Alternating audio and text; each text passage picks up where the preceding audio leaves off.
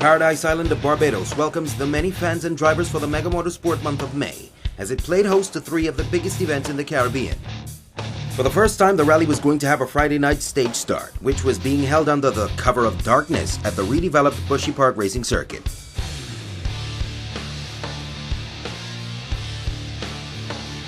The drivers spoke to the Race 1 team. You prepared to be one of the fastest two-wheel drives. Did you expect that? No, not really. I was just expecting to finish. That's all I really want to do. But if we can be one of the fastest two-wheel drives, I'll definitely go for it. After tonight, there are 2 long days ahead of you. What's the game plan? Get through Saturday with no incidents. And if we're in a position that we can push for a podium in the two-wheel drive, we'll push on Sunday. A lot of best. Thank you, man. It's good. Yeah, it's good to be back. We came back in 2005 and we first did it in 2004. So a lot's changed since we first came. What's the game plan? Just take it easy. It's a long way to go. You got a long way to go on Saturday and you got a long way to go on Sunday. I think everybody's a bit apprehensive, but we're all up for it, and we're just going to go and hopefully do a good time. I've been here before, and unless you go for it from the start, you're going to be nowhere near the end. So you've just got to go for it. You've got to drive the first stage like it's your last stage. What keeps you coming back to Sol Rally Barbados? It's a fantastic place. Everybody's so welcoming. It's just this. I think this is our 14th time, not actually doing the rally, but to actually come to the island. Just a fantastic place. Paul, we're here at Bushy Park for the first stage of Sol Rally Barbados 2014. You missed it last year, but you're here today. How does it feel? It feels a lot better than it did this time last year, that's for sure. Yeah, everything is good. Done all my preparations, and the car is good. I have my engineer and mechanics here that are happy with the condition of the car, so I feel good that they'll be able to look after everything, and hopefully we don't have any mechanical issues at all. And it really is. I have a new co-driver with me as well from Scotland who has some experience on the World Rally Championship in an R5 Fiesta, and I'm just hoping that everything will go well and we get a good result this weekend. Yeah, I'm excited. I'm looking forward to it. The has a good field of cars. It's a new car for us, so I'm also looking forward to it. The stages, I'm not too happy with the format. How it's set up. We're running the stages 4 times in the same direction. I don't know about that. I prefer the older one where you run it 2 in one direction and then have it reversed. But they're trying something new, and I'm all for that. So let's see if it, has a rally run more on time, better, and easier for the organisers. For tonight's stage, just to go out and get through with a clean run. Not planning on doing anything spectacular. You could lose it here. You can't win it here, that's for sure. All it takes is 1 stall and 1 spin, and that's it. Yeah. But tomorrow night, I think there are two stages or so in the dark. Yeah, I'm looking forward to that. We'll see. After tonight, there are 2 long days ahead of you. What's the plan for the entire weekend then? To drive each and every stage as the last stage, and you have to be clean, but nevertheless give it all. Well, all the best. Thank you. What's it feeling like?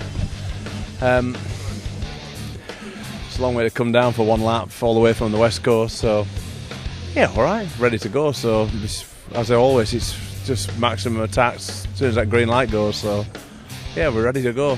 Even with the 1 lap tonight, it's still maximum attack? Of course, yeah. It's every stage, it's full gas. We're here to win the rally, so you've got to give it some straight from the word go. What about your chances of three-peating? You know what it's like. There's a lot of things can go wrong in rallying, so we've got a good car and I've got a great team behind me. It's only me that can make the mistakes, so I'm confident the car will be good to do the job, and it's up to me not to make too many mistakes. We're going to make 1 or 2 surely. It's the longest rally, so. But we're up for the job, so looking forward to getting going now.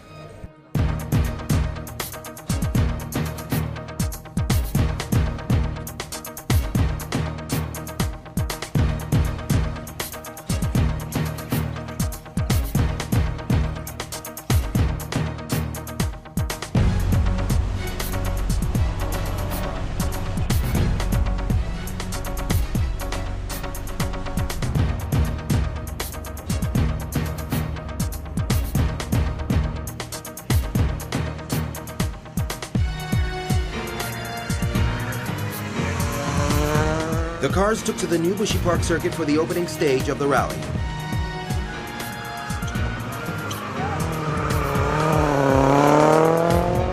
The short blast around the track saw the defending champion Paul Bird setting the fastest time.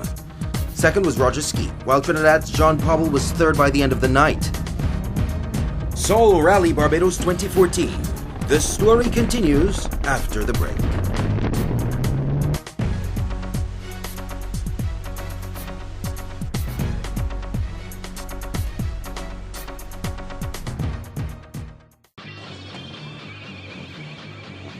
The easternmost Caribbean island, with its white sand beaches surrounding the 431 square kilometers, is said to be perfect for relaxing and lazying around.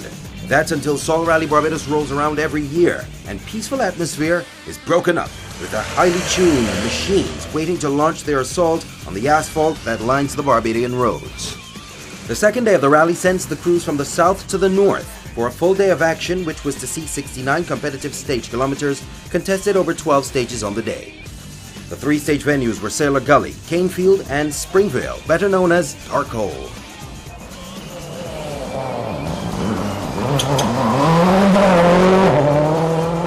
Having won the Scotiabanking of the Hill and Stage 1 on Friday night, England's Paul Bird and Alec Davies were first on the 4.5-kilometer-long Sailor Gully stage. After the tantalizing treat the weekend before, Bird continued to lead the way.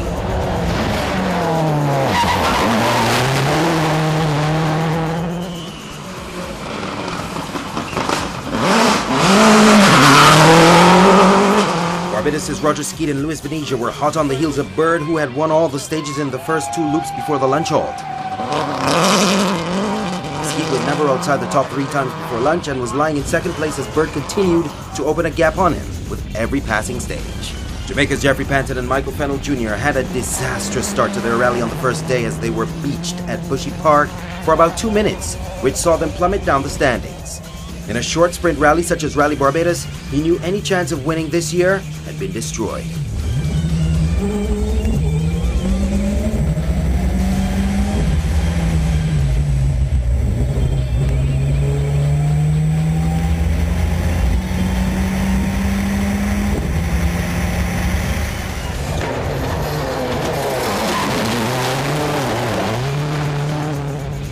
With a car specifically bought with Rally Barbados in mind, England's Rob Swan and Darren Garrett had climbed from 7th on day 1 to 3rd by the lunch halt on day 2.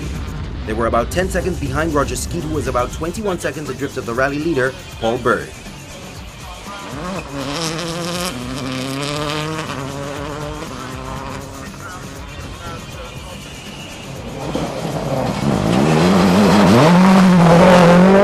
Bourne and Stuart London also lost time on day 1, which put them outside the top 20 for the start of day 2. However, though, they climbed into the top 10 quickly. They were not able to match the pace of the front runners, and they were 6th overall.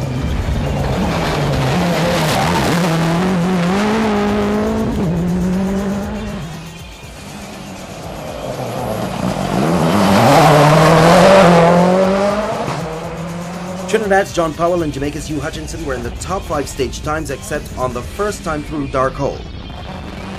Despite that, they were in 4th place, about 6 seconds off 3rd place Rob Swan after 7 stages were completed.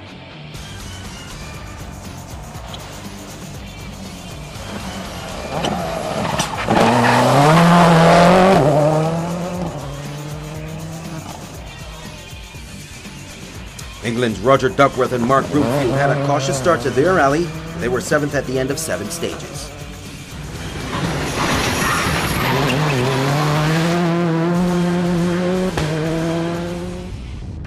In the Subaru Impreza S7, England's Kevin Proctor and Philip Hopkins were just ahead of Roger Duckworth in the standings thanks to a slight mistake by Duckworth through the Canefield stage.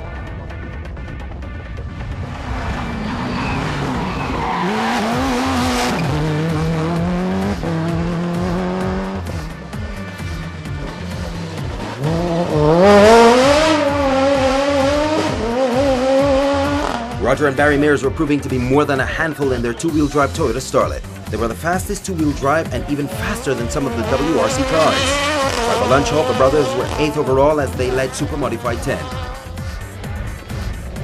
In hot pursuit were former karting champions Dane Skeet and Tyler Mayhew, who were leading Super Modified 11 and rounded off the top 10 after the first loop. A problem with the alternator caused one of the two-wheel drive top contenders, Josh Reed, to miss stage 4 and fall out of the overall standings.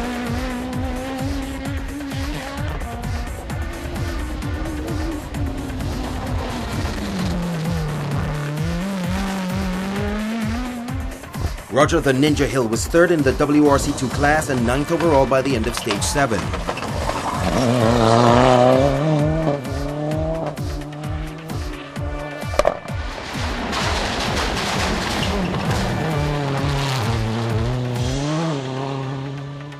Red Watson and James Hutchinson in the BMW M3 were third in the two-wheel drive battle, but moved into second and leaders of Super Modified 12 by the lunch halt after Dane Skeet retired with steering problems in stage 5. Jeffrey Noel was third in Group N before a broken suspension forced him to retire at the end of stage 4. No more playing around. Barbados' Andrew Jones was out to show everyone that he could be a formidable force at the top. That is just what he was doing. Leading Super Modified 11, Jones was also nipping at the heels of the Group N leader by the lunch halt. England's Rob Smith and Ross Weir had a mishap on stage 6, which caused them to miss stage 7. Ireland's Frank Kelly teamed up with Trinidad's Robert Cadiz and were lying in third position in Super Modified 11 by the lunch halt.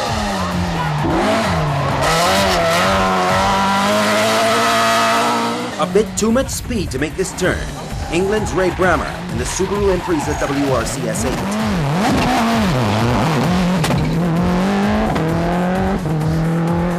Martin Atwill, second in Super Modified 12 after 7 stages were completed.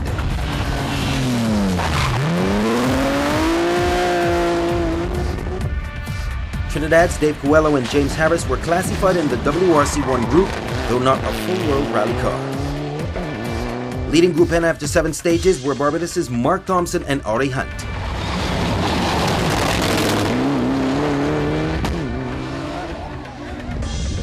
Stage 4 was the end of Brian Gill's chances of an overall finish.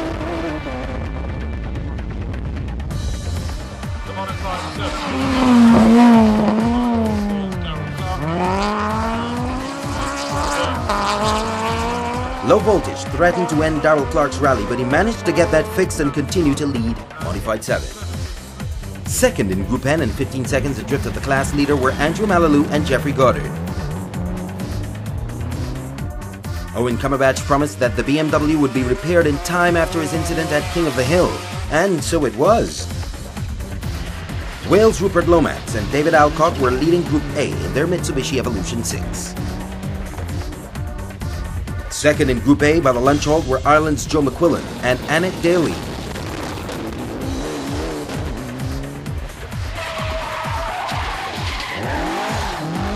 Now I bet you thought he wasn't going to make it. England's Nigel Worswick and Rebecca Kirsch were second in Super Modified 11.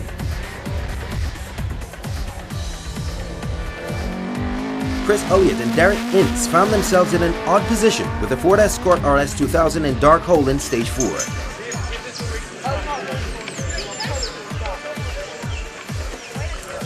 Race 1, CBC, TV, boom. Race 1. There's no part to go. Part to go, you know it for sure. Right. And if I could beat, if you want the tea in the very great. You understand? Better than the milkshake.